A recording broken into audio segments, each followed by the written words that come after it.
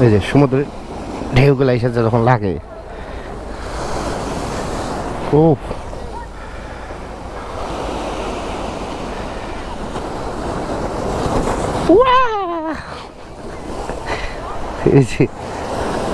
মানে এক ঢেউ যায় আর এক ঢেউ আসে। আসসালামু আলাইকুম রহমতুল্লাহি ওয়া বারাকাতুহু। তো আমরা চলে এসেছি চট্টগ্রাম কর্ণফুলী টানেল। তো আমাদের ডান পাশে কর্ণফুলী টানেল আর তার পাশে হচ্ছে সি বিচ, আর এই পাশে হলো এয়ারপোর্ট, চট্টগ্রাম এয়ারপোর্ট। আমরা পতেঙ্গা সি বিচ হলো বাম পাশে, বাম দিকে, আর সোজা চলে গেলে হলো চট্টগ্রাম শহর। আমাদের বাম দিকে চলে যেতে হবে পতেঙ্গা সি বিচ আর বঙ্গবন্ধু টানেল।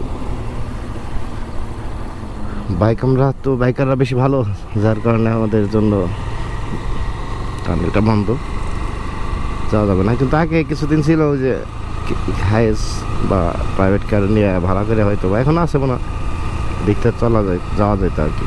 ওই যে ওখানে চিহ্ন দেওয়া আছে কি রিক্সা, ঠেলা গাড়ি, তারপর মোটর সাইকেল, এগুলো নিষেধ।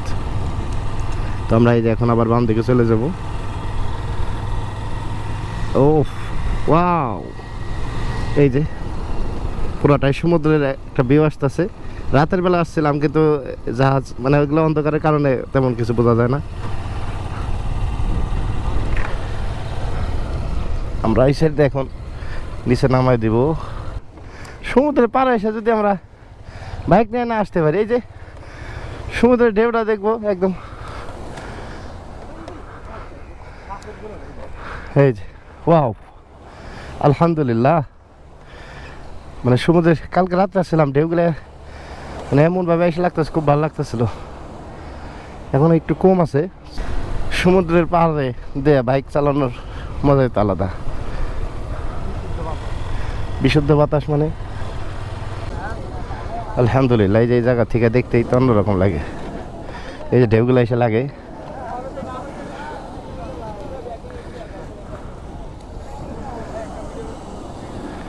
আলহামদুলিল্লাহ।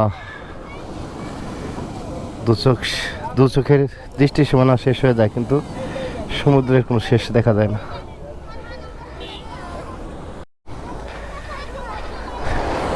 এই যে সমুদ্রের ঢেউগুলো এসে যখন লাগে, ও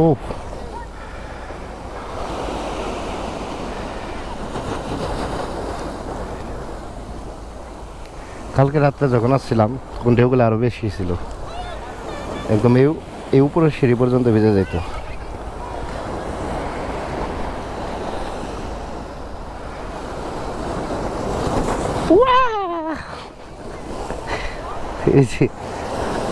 মানে এক ঢেউ যায় আর এক ঢেউ আসে। ওই যে একদম তো সাঁতরায় আসতেছে, ঢেউর মধ্যে কিভাবে সাঁতরায়।